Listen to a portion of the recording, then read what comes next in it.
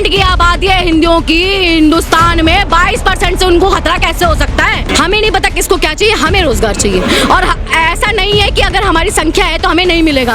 इस देश में एक एक नागरिक को वो अधिकार मिलेगा जो उसको चाहिए, जो उसका अधिकार है, जो उसका फंडामेंटल राइट है। अगर आज मेरे बोलने पे कोई ये कहता है कि आपको मोदी जी बंद करा देंगे, ये कंप्लेंट कर देंगे, मुझे कोई डर नहीं है। सबसे पहले कॉन्स्टिट्यूशन का आर्टिकल नंबर 19 फाड़िएगा। युवाओं की हालत ये है कि 6x6 के कमरे में 2-2 लड़के या 2-2 लड़कियां रहती हैं। मुखर्जी नगर, करोल बाग जैसी जगहों पे तैयारी करती है एसएससी यूपीएससी की। 40 साल का उम्र हो जाता है, ना शादी होता है, ना ब्याह होता है, ना घूमने का सुख, ना रहने का सुख, ना घर परिवार का सुख। बीमार हो जाए तो कोई देखने वाला भी नहीं है। मीडिया लगी हुई है अभी कि ये मारा मोदी ने चौका, ये मारा मोदी ने छक्का। इसके अलावा मीडिया कुछ नहीं कर रही है। असल मुद्दे पे मीडिया बात ही नहीं कर रही है। हमें अपने डर में जीने के लिए बोला, हमें बोला कि चुन्नियां लेके चलो, हमें बोला कि कपड़े पूरे पहनो।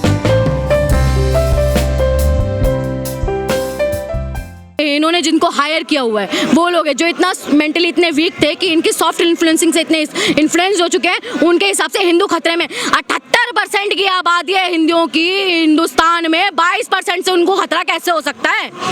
कैसे खतरा हो सकता है? डर तो दिखाया जा रहा है। डर कैसे दिखाया जा रहा है? आप एक बात बताइए, 78% 22% में फर्क ही नहीं है क्या?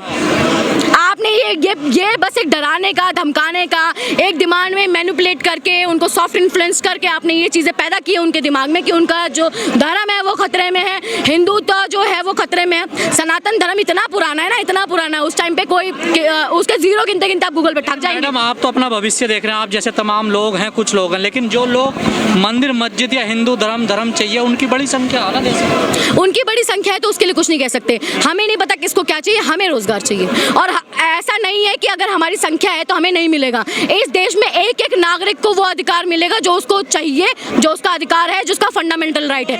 अगर आज मेरे बोलने पे कोई ये कहता है कि आपको मोदी जी बंद करा देंगे, ये कंप्लेंट कर देंगे, मुझे कोई डर नहीं है। सबसे पहले कॉन्स्टिट्यूशन का आर्टिकल नंबर 19 फाड़िएगा आप। जब मेरे बोलने की स्वतंत्रता आप खत्म करते तो सबसे पहले आप कॉन्स्टिट्यूशन फाड़िए। जब आपको इतना ही नहीं समझ है कि जो आपने इतने दिनों से हमें फंडामेंटल राइट्स दिए हुए हैं, आप खुद से उसका हनन कर रहे हैं। कोई आपके बारे में कुछ बोल देता है, आप तुरंत उसके घर पे पुलिस भेज देते हैं। वो आपने इतना भी स्वतंत्र नहीं छोड़ा है हमें कि हम अपने मुद्दों पे बात कर सके, हम अपने बारे में कुछ बात कर सके। तो आप क्या चाहते हैं? हम डर का माहौल पैदा किया जा रहा है। डर का माहौल है, पूरा डर का माहौल है। प्रधानमंत्री जी ने आज तक कितनी प्रेस कॉन्फ्रेंस की आप मुझे बताइए? एक भी नहीं की। एक भी नहीं की है ना। पिछले 2014 से आज तक प्रधानमंत्री जी की एक भी प्रेस कॉन्फ्रेंस नहीं हुई। उन्होंने पब्लिक को फेस ही नहीं किया है। किस डर से नहीं किया है? उनको डर है कि हमको डर है? मन की बात करते हैं ना वो। मन की बात, अपने मन का तो मैं गाना गा के चली जाऊँ अभी आपके आगे। आज इन्हें सत्ता से हटा दिया जाए, विपक्ष में बैठा दिया जाए तो ये रोजगार का मुद्दा उठाने लगेंगे।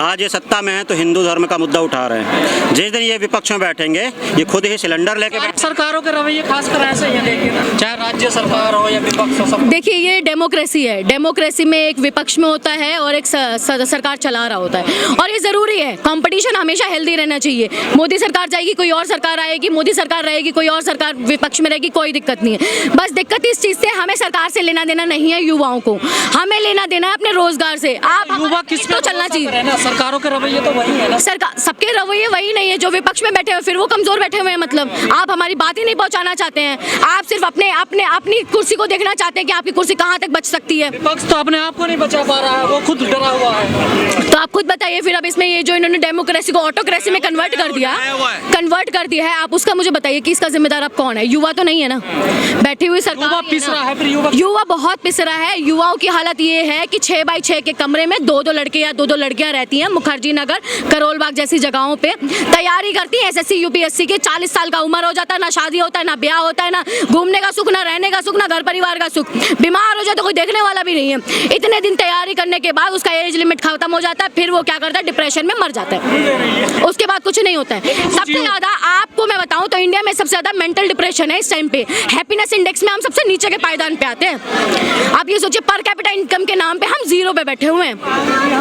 $1 जो 80 रुपए के बराबर इन्होंने कर दिया है। अगर स्पेंडिंग कैपेसिटी की बात करें ना इंडियन मार्केट की, आप किसी भी राह चलते को पूछे, आप दिल्ली की जैसी जगहों पे खड़े, हम चांदनी चौक, सदर बाजार या कहीं भी चले जाए, आप रिक्शा खींचने वालों से भी पूछेंगे दिन का कितना दिहाड़ी मिलता है, उसका सुन के ये कहेंगे इतने में तो पानी भी नहीं आता। मीडिया इन मुद्दों पे क्यों नहीं बहस करता, क्यों नहीं डिबेट करता? मीडिया का ग्राउंड लेवल पे देखना ही नहीं चाहता है। मीडिया को जहाँ से फंडिंग हो रही है, मीडिया जहाँ से इन्फ्लुएंस है, उन्हीं उनकी बातें कर रहे हैं। मीडिया का काम तो ये नहीं है ना जो सही काम कर रही है। Media third pillar of democracy था, fourth pillar of democracy sorry. और मीडिया अब क्या काम कर रहा है, मीडिया काम कर रहा है चाटुकारिता का। मीडिया अपने आप को इतना डुबा दे रहा है कि मीडिया से पहले हमें सोशल मीडिया पे न्यूज़ मिलती है, अब इंस्टाग्राम और फेसबुक के जरिए कि अब क्या हो रहा है क्या नहीं हो रहा है। सोशल मीडिया हमें बता रहे हैं कि क्या सच है क्या गलत है। मीडिया लगी हुई है अभी कि ये मारा मोदी ने चौका, ये मारा मोदी ने छक्का, इसके अलावा मीडिया कुछ नहीं कर रही है। असल मुद्दों पे मीडिया बात ही नहीं कर रही है। आप अगर इस देश में युवा का डिप्रेशन देखें ना तो आपको खुद समझ में आएगा। जो एक 25 साल से लेकर 40 साल तक के बच्चे जो अपना एक अच्छा खासा जो उनको काम करना चाहिए था वो खराब कर चुके हैं। कुछ बच्चों ने अग्निपथ का विरोध किया तो उन पर केस होगा, उन्हें जेल में डाल। हाँ, तो कब तक ऐसे केस करके जेल में भरते रहेंगे? ठीक है, आप सब 140 करोड़ की आबादी में 40 करोड़ 50 करोड़ जितने भी लोग हैं आप सारी जेलें भर दो, कितने दिन बदलोगे? शासन तो हिटलर का नहीं चला, आप तो क्या ही हिटलर बनोगे फिर। लेकिन हर कोई यही कहता है हिटलर है, तानाशाही चल रही है देश में, तानाशाही फिर भी जीत वही जाते हैं। तानाशाही है क्योंकि हर मुद्दे से पहले, हर चुनाव से पहले कोई ना कोई ऐसा धार्मिक मुद्दा है, दुनिया डर जाती है। ये हमारा जो देश है वो डर जाता है, अब हिंदू खतरे में, अब मुसलमान खतरे में। उनको सबको इतना डरा दिया गया, इमोशनली डराया गया है। आप लॉजिकल थिंकिंग नहीं देख रहे हैं। आप इतना कहना मानती है देश की जनता। मोदी जी कहें थाली बजाइए, थाली बजाते हैं हर कोई।